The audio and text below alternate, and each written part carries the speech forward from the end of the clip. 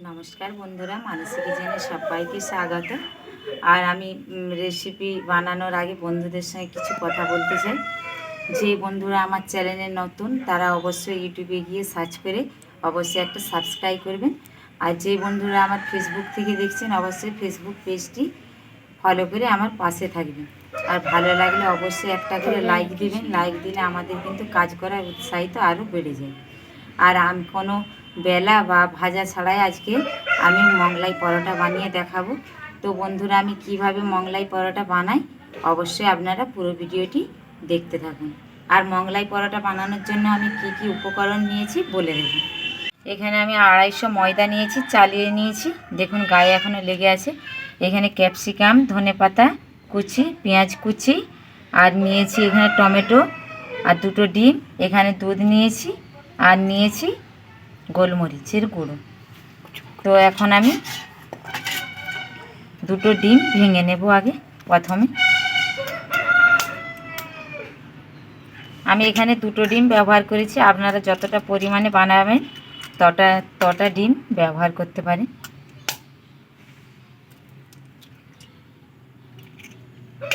দিয়ে দেব দুধ কিন্তু আমি আগে থেকে গরম করে নিয়েছিলাম। দুধ আর ডিম একসঙ্গে ভালো করে ফেটিয়ে নেব। দুধ আর ডিম ভালো করে ফেটিয়ে গুলিয়ে নিয়েছি, দেখুন। এবারে এতে আমি টমেটো, পেঁয়াজ, ধনেপাতা আর ক্যাপসিকাম দিয়ে দেব। এখানে কিন্তু আপনারা ঝাল অনুসারে কিন্তু কাঁচা লঙ্কা ব্যবহার করতে পারেন বা চিলি ফ্লেক্স। আমি গোলমরিচ ব্যবহার করব, তাই আমি দিলাম না। অল্প পরিমাণে স্বাদ অনুসারে দিয়ে দিচ্ছি লবণ।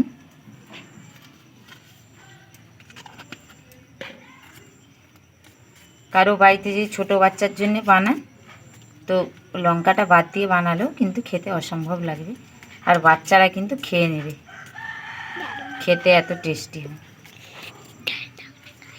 এবার সব কিছু দিয়ে দেখুন ভালো করে মিশিয়ে নিয়েছি। এবারে অল্প অল্প ময়দা দেব আর ব্যাটারটা তৈরি করে নেব।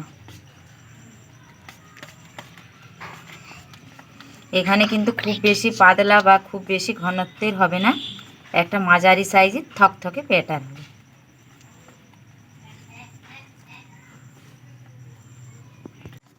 দেখুন খুব বেশি কিন্তু ঘনত্বের বা খুব বেশি কিন্তু পাতলা আমি এখানে বানাই না, একটু থকথকে ব্যাটার বানিয়ে নিয়েছি। আর এটা কিন্তু খুব বেশি সময়ও লাগে না, 10 মিনিট করে এক একটি মোগলাই ভাজতে সময় লাগে, মানে কুক হতে। দেখুন হয়ে গেছে। এবারে আমি উনুন ধরিয়ে নেব। আমি গ্যাস ধরিয়ে তাওয়া বসিয়ে দিয়েছি, তেল দিয়ে দেব। তেল দিয়ে আমি চারদিকে ছড়িয়ে নেব এইভাবে। আর কিন্তু ওই পুরো মোগলাটাই কিন্তু লো ফ্লেমে রাখতে হবে, খুব বেশি কিন্তু আঁচ দেওয়া যাবে না। এখানে একটি আমি হাতা নিয়েছি, দিয়ে দেব 1 হাতা। হাতাটা বেশ আমি বড়ই নিয়েছি।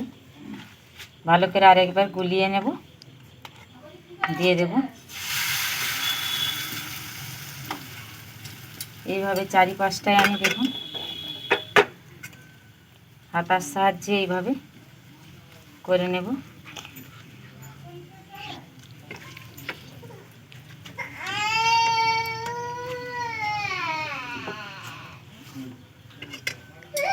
আর একটু চারিপাশটার দিকে দিয়ে দেবো, যেহেতু জায়গা আছে।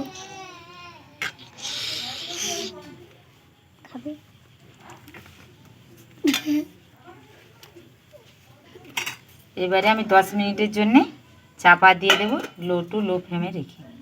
10 মিনিট পর চাপা খুলে দেখে নেব। দেখুন কত সুন্দর হয়েছে, ধারগুলো পুরো উঠে গেছে।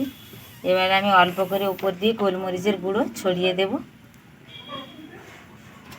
এবারে উল্টিয়ে ওই পাশটা আরেকটু হতে দেব। দেখুন কত সুন্দর হয়েছে। আর এই পাশটার দিকে কিন্তু এরকমই একটু ভাজা ভাজা হবে। এই পাশটা আমি আবার 1-2 মিনিট ভালো করে সেঁকে নেব। আবার 1-2 মিনিটের মতন হয়ে গেছে। দেখুন এই পাশটা কত সুন্দর ভাজা হয়েছে। এটা কিন্তু দুধ থাকার পরিমাণে কিন্তু খুব ভালোভাবে খসখসভাবে উঠে যায়। রেখে দেবেন। আমি আবারও আরেকটা দিয়ে দেবো। দেখুন অনেকটাই প্রথমে তেল দিয়েছিলাম, তাই এবারে আর খুব বেশি তেল দেব না, একটু অল্প পরিমাণে তেল দেব। আমি সাদা তেল দিয়ে বানাচ্ছি, যারা বাটার পছন্দ করেন বাটার দিতেও পারেন, মাখনও দিতে পারেন, কোনো অসুবিধা নেই। দেখুন আমি আবারও দিয়ে দিচ্ছি আরেক হাতে।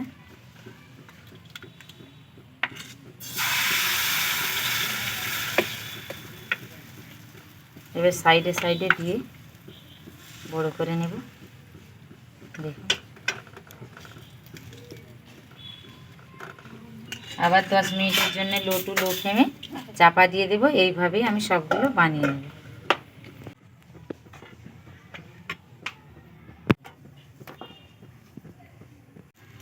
আমার সব মোগলাইগুলোই হয়ে গেছে। দেখুন গ্যাসও বন্ধ করে দিয়েছি, আর দেখুন কত সুন্দর হয়েছে। এগুলো কিন্তু খুব বেশি একটা সময় লাগে না, আর নরম তুলতুলে হয়ে আর খেতেও কিন্তু অসাধারণ হয়। যেটা আমরা বেলে ভেজে খেয়ে থাকি সেটাও ভালো হয়, কিন্তু এটাও আবার ভালো হয় একদমই নতুন পদ্ধতিতে। আমার সকল বন্ধুদেরকে বলছি, এই গোলা মোগলাই পরোটাটা কেমন হয়েছে অবশ্যই আপনারা কমেন্টের মাধ্যমে জানাবেন। ভালো লাগলে লাইক করবেন, আর এরকম বাড়িতে বানিয়ে অবশ্যই খেয়ে দেখবেন। এবারে টমেটো সসের সঙ্গে পরিবেশন করতে পারেন, খেতে অসাধারণ লাগে, দুর্দান্ত লাগে, আর বাচ্চারা কিন্তু এক নিমেষেই কিন্তু খেয়ে নেবে। আর এইভাবে অবশ্যই বানিয়ে বাড়িতে খেয়ে দেখবেন। আপনারা ভালো থাকবেন, সুস্থ থাকবেন। আবার দেখা হচ্ছে অন্য কোনো রেসিপি নিয়ে।